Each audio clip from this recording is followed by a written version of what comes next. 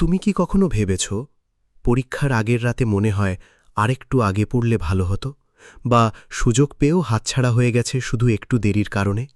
আজকের গল্পটা ঠিক সেই মানুষটার, যে বুঝেছিল অনেক দেরিতে, কিন্তু তুমি যেন আগেই বুঝতে পারো। রাজশাহীর ছোট্ট একটা শহরতলিতে থাকত রাফি।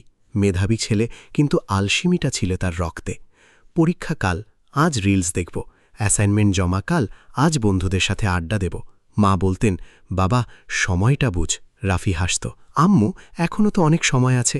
কিন্তু সময় কারো জন্য থেমে থাকে না। ক্লাসের বন্ধুরা এগিয়ে যাচ্ছিল, চাকরি পাচ্ছিল, স্কলারশিপ পাচ্ছিল, স্বপ্ন পূরণ করছিল। আর রাফি, সে দাঁড়িয়েছিল একই জায়গায়, হাতে ফোন, মাথায় হাজার পরিকল্পনা, কিন্তু কাজ শূন্য। একদিন সে গেল পাড়ার বুড়ো মাস্টারমশাইয়ের কাছে, যিনি গাছের ছায়ায় বসে থাকতেন, চোখ বন্ধ, শান্ত। রাফি বলল, মাস্টারমশাই, আমি কেন পারছি না, কি করব? মাস্টারমশাই চোখ খুললেন, একটু হাসলেন, বললেন, একটা গল্প বলি। অনেক দিন আগের কথা। এক ন্যায়পরায়ণ রাজা একদিন এক গরিব লোককে ডাকলেন। বললেন, আজ সূর্যাস্তের আগে আমার রাজপ্রাসাদে এসো। যত সোনারোপা নিজে বহন করতে পারবে সব তোমার। লোকটা মহা খুশি। বাড়ি ফিরে বউকে বলল। বউ বলল, যাও যাও, তাড়াতাড়ি যাও। কিন্তু লোকটা বলল, আগে ভাত খাই। ভাত খেল, তারপর একটু শুয়ে নেব, এই ভেবে শুয়ে পড়ল। ঘুম ভাঙল দুপুরে। তখনও সময় আছে ভেবে রাস্তা ধরল। পথে গরম লাগল, পথের পাশের আম গাছের ছায়ায় বসল। ঠান্ডা বাতাস এলো, আবার ঘুম। এবার 4 ঘণ্টা।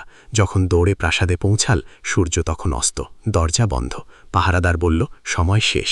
শোনা গেল, সুযোগ গেল, শুধু পড়ে রইল অনুশোচনা। মাস্টারমশাই থামলেন। রাফি কিছু বলল না, বলার দরকার ছিল না। সে বুঝে গিয়েছিল, সেই মানুষটা সে নিজেই। প্রতিদিন। সেদিন থেকে রাফি বদলে গেল।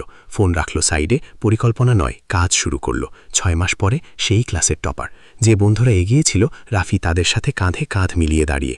বন্ধু, আমরা সবাই কোনো না কোনো সময় রাফি হয়ে যাই। পরে করব, এই 3টে শব্দ আমাদের সবচেয়ে বড় শত্রু। সময় কিন্তু রাজার প্রাসাদের মতোই, একবার দরজা বন্ধ হলে আর খোলে না। তাই আজকেই শুরু করো, এখনই। ভিডিওটা ভালো লাগলে একটা লাইক দিও, সেটা আমাদের আরও ভালো কন্টেন্ট বানাতে অনুপ্রাণিত করে। তোমার কোনো বন্ধু আছে যে সময় নষ্ট করছে, তাকে এটা পাঠিয়ে দাও, হয়তো কাজে লাগবে। আর চ্যানেলটা সাবস্ক্রাইব করে রাখো, প্রতি সপ্তাহে এমন গল্প নিয়ে আসি।